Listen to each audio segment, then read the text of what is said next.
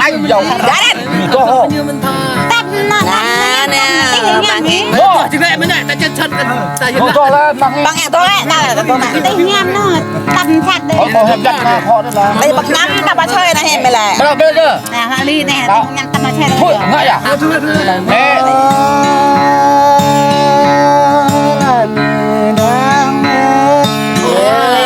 Nhà lê hay là lắm ra nghề đây Nhận biết đấy con mà Và hẳn sao mà được cái thả Tự đi nhặt Thôi nhà tốt tôi tao kìa đó mà đây tưởng mà chúng ta vàng phải ta mịn mà là ngon đó mà đây cô vài ta vàng thấy là thôi cho mày nó Nè ta lẽ này nè tôi những người hơi cái này đó mà đây có sang ta chuyến cho nó ta chuyến ơi Nhà lê biết nuôi cho nuôi nghề đáng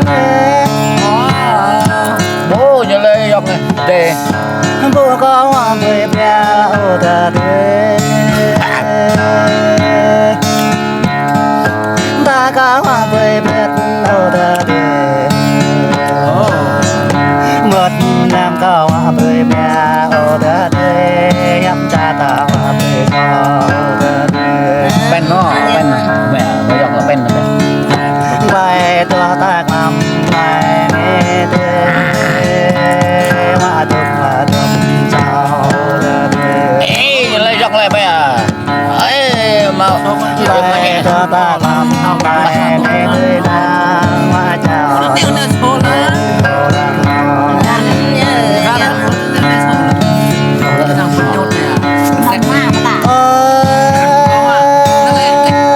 là nghe đang nghe loại hình nào là nghe tua hồi xem nào ồ ê mồm Không em không đâu nào là nghe tua bực reo nào em xin xem Em chi này có lẽ ai đó đã ra mà cái chém mà đó bên rồi đó để không đặt đấy thốt đẹp bác kìa ra để bốc ra ta để tu a trong lại ta bốc ra ta để tu nhấp cái dòng là Tao đây Nhà lê cái em rồi Định được coi cho để ra là xuân nàng an nhai là đại phúc quen đây là người ali à bác kia phần cao ai có bé nào phần ya có ai Em đó có nắm tắt hay còn Đi anh bắt nắm đúng với ta có cái gì sao này đang nghe tạm đây người đang ngon ngà đây lại ta đi nghe mình rồi đấy giá kết này có mùi đây có mẹ giá kết này có chèn đây có bỏ ê tan cho Có biểu á Mày cái chứ thì bông lưới lưới đào bé này trên cam đầu bé giờ thôi đi nước ở ngã này tay quay hẹp lù là đây quay lại ơi ơi nó đây đời là ngon à đây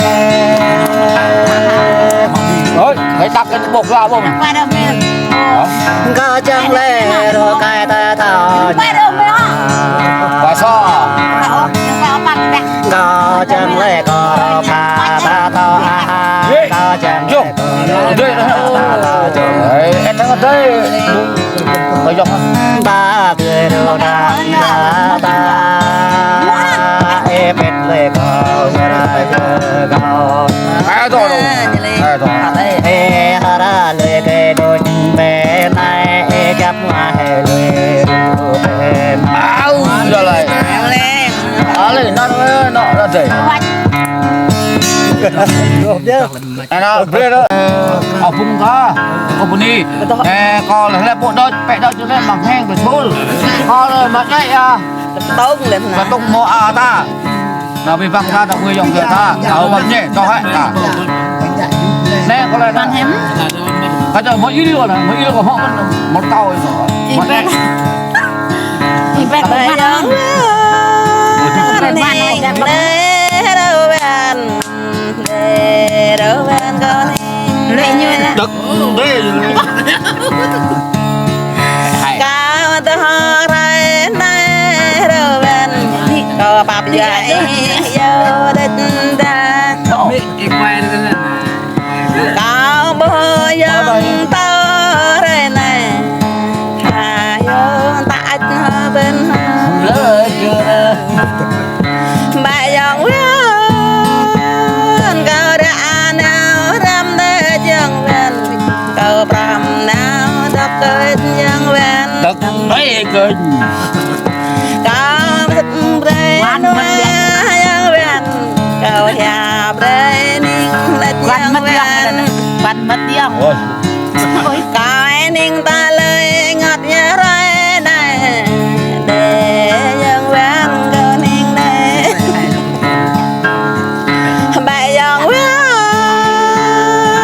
để chân ven ninh để chân ven Nó bạn đây. để dân van về ngoại để Giết bố con sẽ có đi đấy.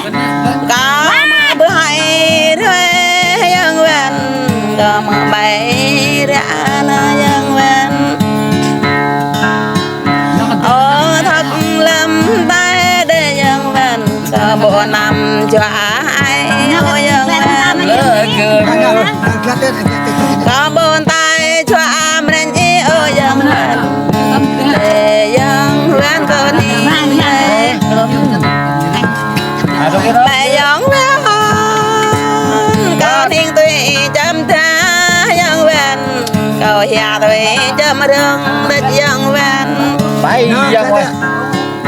có tốp lưng tùy địa rừng người có để dân van Con là bà giết bên ta lại ở ban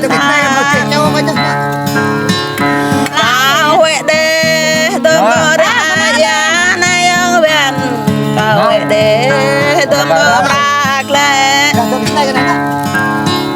cao huệ đê ô tô mà rê quay nhắm cao dân van cao huệ đê cứ như tôi xoang Hóa ly như này. cao huệ đê quang tôi về na dân van để tôi chăm cao dân van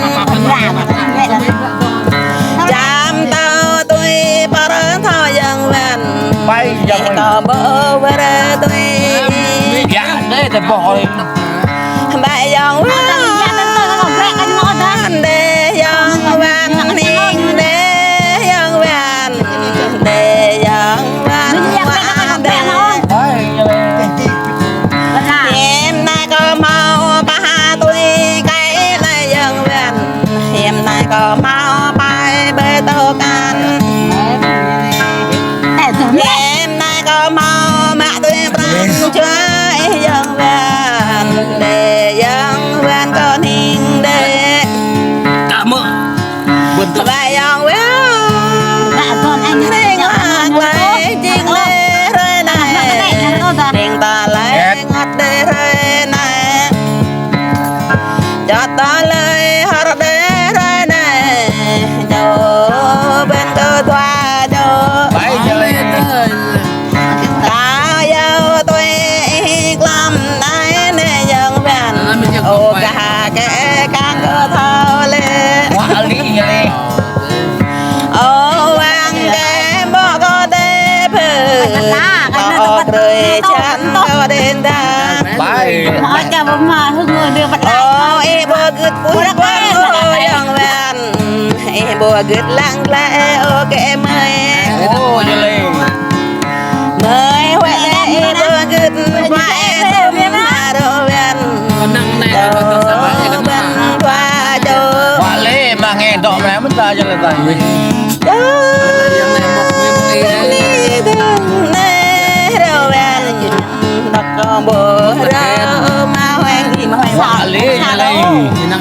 ya.